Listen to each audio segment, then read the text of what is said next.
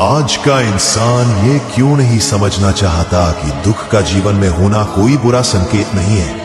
वो हमेशा ये सोचता है कि दुख तो बस बोझ है, पर कभी ये नहीं देखता कि उन दुखों के बीच वो आखिर किसके और करीब चला जाता है। जब इंसान रोता है, टूटता है, हार मानता है, तब उसके होठों पर सिर्फ एक ही नाम आता है, महादेव। दर्द चाहे जितना गहरा हो, पर पुकार हमेशा भोलेनाथ को ही लगती है।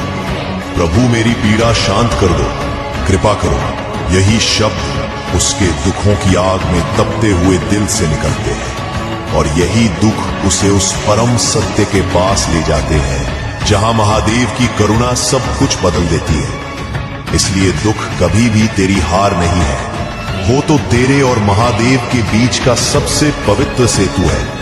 याद रख, दुख ही तेरे अंदर की नींद तोड़ते हैं, तुझे मजबूर करते हैं उस शक्ति को पुकारने के लिए जो हर हालात से ऊपर है। और जब तेरे दुख तुझे महादेव तक ले जाएं, तो समझ लेना वो दुख वरदान बन चुके हैं। लोग पूछते हैं, शिव कहाँ है? मैं कहता हूं, जहां नजर नहीं वहां नियत चाहिए।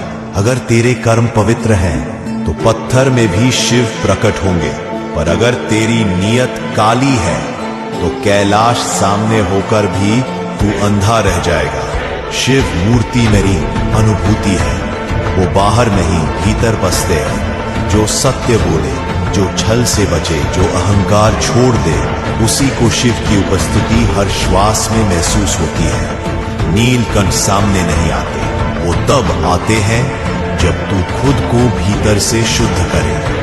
अगर तेरे इरादे उजले हैं, तो अंधेरे में भी शिव दिखेंगे, लेकिन अगर तेरे कर्म ही अपवित्र है, तो शिव सामने खड़े हों तब भी तू उन्हें पहचान नहीं पाएगा। शिव की तलाश बाहर मत कर, खुद को साफ कर, वो खुद सामने आ जाएंगे। जब मैं तुम्हें अपनाऊंगा, तो बहुत कुछ छूटेगा।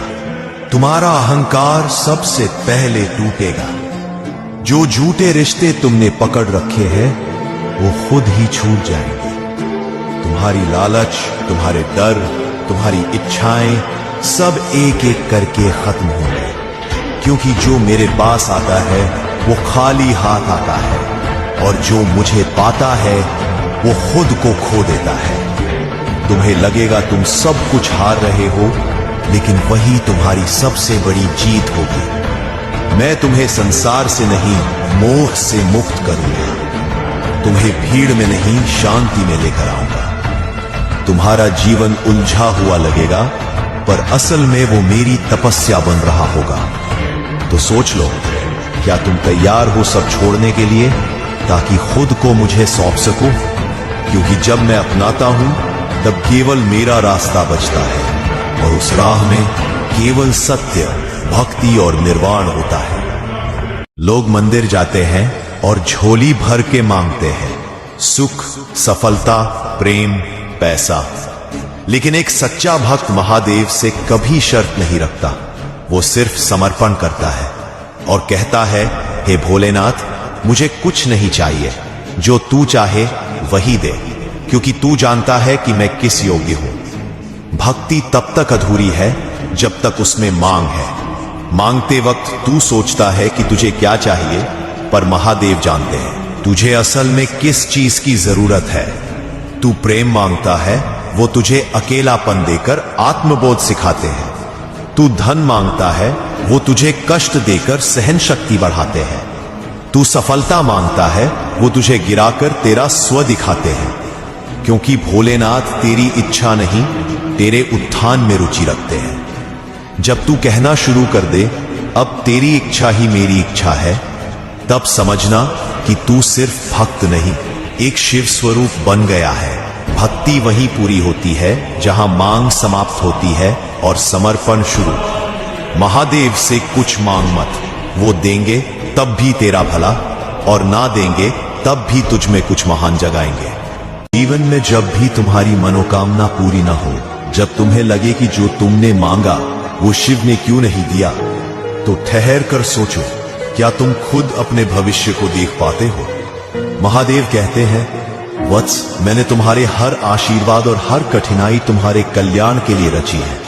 तुम्हारी आज की खुशी मुझे भी प्यारी है, लेकिन तुम्हारे कल की भलाई उससे भी ज्यादा।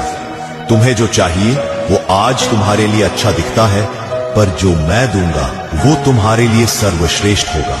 क्योंकि कुछ चीजें मिलने से अच्छा है कुछ चीजें न मिले, ताकि तुम जीवन के असली अर्थ को समझ सको। याद रखो, हर मांगी चीज वक्त के साथ अपना महत्व खो देती है, लेकिन शिव जो देते हैं उसका महत्व समय के साथ बढ़ता जाता है। इसलिए जब भी तुम्हारी प्रार्थना का जवाब ना आए तो शिव पर भरोसा रखो, क्योंकि जो शिव की इच्छा है वही तुम्हारे लिए परम कल्याणकारी है। कुछ चीजों का न मिलना भी वही शिव कृपा है, और जो शिव कृपा को समझ लेता है वही इस जीवन में अडिग और अजय बन जाता है। इंसान जब दिल से किसी को अपना मान लेता है तो वो अपना सब कुछ सौंप देता है, वक्त, भरोसा, मोहब्बत, यहां तक कि खुद की नींद भी। पर सबसे बड़ा दर्द तब होता है जब सामने वाला उसी सच्चाई की कोई कद्र ही नहीं करता। ये दुनिया अजीब है, यहां लोग चकाचौंध देखते हैं लेकिन सच्चाई नहीं। जो तेरा दिल जानता है, जो तेरी नीयत महसूस करती है, वो शायद उनके लिए सिर्फ एक बोझ बन जाती है। पर भक्त, तू याद रख, तेरे सच्चे भाव कभी व्यर्थ नहीं जाते। तेरी नीयत अगर पवित्र है तो उसका फल देर से ही सही लेकिन मिलता जरूर है। महादेव कभी भी उस इंसान को गिरने नहीं देते जिसने दिल से रिश्तों को निभाया है। इसलिए टूटना मत, बदलना सीख, क्योंकि जब तू अपनी कीमत पहचान लेगा तो जो लोग तुझे खो चुके हैं वही सबसे ज्यादा पछताएंगे। और जिस भक्त का भरोसा महादेव पर है उसकी सच्चाई कभी हार नहीं सकती। तू चाहे कितना भी अच्छा बन जा, दुनिया को तुझ में कोई ना कोई कमी दिख ही जाएगी। कभी तेरी शक्ल पे बात होगी, कभी तेरे सपनों पे, कभी तेरे रहन सहन पे उंगली उठेगी, तो कभी तेरे दर्द पे हंसी। लोग तुझे बदलना चाहेंगे क्योंकि तू उनकी सोच के साचे में नहीं ढलता। वो तुझे नीचा दिखाएंगे ताकि वो ऊपर दिख सके।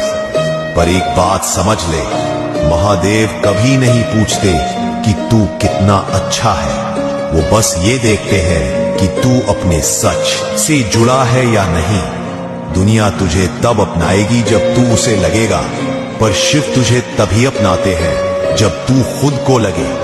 याद रख, तू जैसे है वैसा ही काफी है, क्योंकि महादेव को तेरा रूप नहीं तेरी आत्मा चाहिए। और जब तू खुद से प्यार करना सीख जाएगा, दुनिया को मजबूरन तुझसे प्यार करना ही पड़ेगा। जब सारा संसार तुझे गिरा हुआ मान ले, तब खड़ा होता है शिव का भक्त, राख से उठकर आग बनकर। मत सोच किसने साथ छोड़ा, मत गिन कितनी बार टूटा। शिव कहते हैं हर बार टूट, हर बार बिखर, पर इस बार खड़ा ऐसे हो कि तेरा अंधेरा भी तुझसे डरने लगे। तेरी तकदीर नहीं बदली तो खुद को बदल। तेरा समय नहीं बदला तो अपने भीतर शिव को जगा। जिस दिन तूने ओम नमः शिवाय को केवल जपना नहीं, जीना शुरू किया, उस दिन तेरे सारे दरवाजे टूट जाएंगे और तेरे लिए एक नया ब्रह्मांड खुलेगा। लोग हंसेंगे, ताने देंगे, गिरते देखेंगे, पर याद रख, शिव हमेशा सुनसान श्मशान में प्रकट होते हैं, भीड़ में नहीं। जहां सबने तुझे अकेला छोड़ दिया वही तेरा तपस्थल है। और जिस दिन तेरे भीतर का काल भैरव जागा, तेरे नाम की हुंकार ब्रह्मांड में गूंजेगी। अब उठ, ना हार मान, ना रुक, क्योंकि तू सिर्फ इंसान नहीं, तू शिव का अंश है। तू पूरा ब्रह्मांड हिला सकता है। ओम नमः शिवाय।